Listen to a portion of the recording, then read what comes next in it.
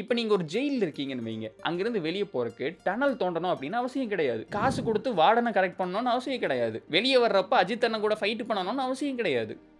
Just book படிச்சா போதும். S, பிரேசில்ல ஜெயில்ல இருக்கவங்க புக் படிச்சாங்க அப்படின்னா அவங்களோட ஜெயில் சென்டென்ஸ் கம்மியாகும். இது எப்படி அப்படின்ட்டு உங்களுக்கு ஸ்டெப் பை ஸ்டெப்பா சொல்றேன். ஃபர்ஸ்ட் இன்மேட் ஒரு புக்கை செலக்ட் பண்ணணும். சும்மா கண்ட புக்கெல்லாம் செலக்ட் பண்ண முடியாது ஃப்ரெண்ட்ஸ். லிட்ரேச்சர், சயின்ஸ், பிலாசபின்னு ஒரு குரூப் ஆஃப் புக்ஸ் இருக்குது. அந்த குரூப்ல இருந்து இவங்க ஏதாச்சும் ஒன்று செலக்ட் பண்ணிக்கலாம். ஒருவேளை உங்களுக்கு படிக்க தெரியலனா ஆடியோ புக் ஆப்ஷன் கூட இருக்குது. ஸ்டெப் 2, அதை அவங்க 1 மந்த்துக்குள்ள படிச்சு முடிக்கணும். ஒரு 4 வாரத்துக்குள்ள ஒரு புக்கை படிச்சு முடிக்கணும் அப்படிங்கிறது ஒரு டீசென்ட்டான டைம் விண்டோ தான். ஸ்டெப் 3, அதை படிச்சு முடிச்சோன்னா அவங்களோட ஓன் ஹேண்ட் ரைட்டிங்ல அந்த புக்கை பத்தி ஒரு ரிவ்யூ எழுதணும். இல்லைங்க எனக்கு எழுதி பழக்கம் இல்லை அப்படின்னா நீங்க வாயால சொல்லலாம், இல்ல வரைஞ்சு கூட காட்டலாம். நீங்க எழுதுற ரிவ்யூ பேனலுக்கு ஓகே அப்படின்னா உங்களோட ஜெயில் சென்டென்ஸை 4 நாள் குறைப்பாங்க. ஒரு மாசத்துக்குள்ள ஒரு புக்கை படிச்சு ரிவ்யூ எழுதுனீங்க அப்படின்னா உங்க ஜெயில் வாழ்க்கை 4 நாள் கம்மியாகும். ஒரு வருஷத்துக்குள்ள அவங்க 12 புக் வரைக்கும் படிக்கலாம். ஸோ டோட்டல் ஒரு வருஷம் ஃபுல்லா புக் படிச்சா 48 நாள் கம்மியாகும். 48 டேஸ். ஸோ அவங்க 7-7.5 வருஷத்துக்கு புக் படிச்சாங்க அப்படின்னா அவங்க ஜெயில் வாழ்க்கை ஒரு வருஷம் கம்மியாகும். சில பேருக்கு வந்துட்டு இது கொஞ்சம் கம்மியா தெரியல. பட் யோசிச்சு பாருங்க, அந்த 7 வருஷத்துல அவங்க கெயின் பண்ற நாலேஜ் எவ்வளவு இருக்கும். நம்ம வெளிய இருக்கிறவங்க கூட யாருமே இப்ப புக் படிக்கிறது இல்ல. பிரேசிலோட சிட்டிசன்ஸை விட உள்ள இருக்கிற ஜெயில் கைதிகள் வந்துட்டு 9 மடங்கு அதிகமா புக் படிக்கிறாங்களாமா. சோ ஜெயில் போயிட்டு ஒழுங்கா படிச்சு வெளியே வரவங்க வந்துட்டு ஒரு மாதிரி பிலாசபிக்கலா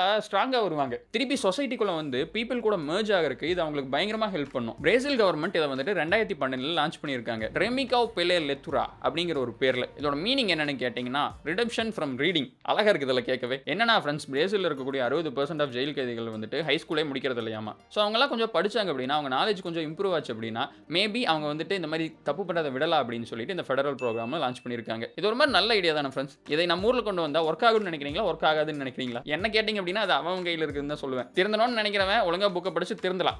திருந்தக்கூடாதுன்னு நினைக்கிறவன் அந்த ரிவ்யூவில் நம்ம எப்படி ஏமாத்தலாம்னு யோசிப்பான். நம்ம வாழ்க்கையில் நிறைய விஷயங்கள் அப்படித்தான் ஃப்ரெண்ட்ஸ். ஒரு விஷயத்தை ப்ராப்பராக பண்ணணும்னு நினச்சோம்னா அந்த விஷயம் கண்டிப்பாக நம்மளுக்கு ஹெல்ப் பண்ணும்.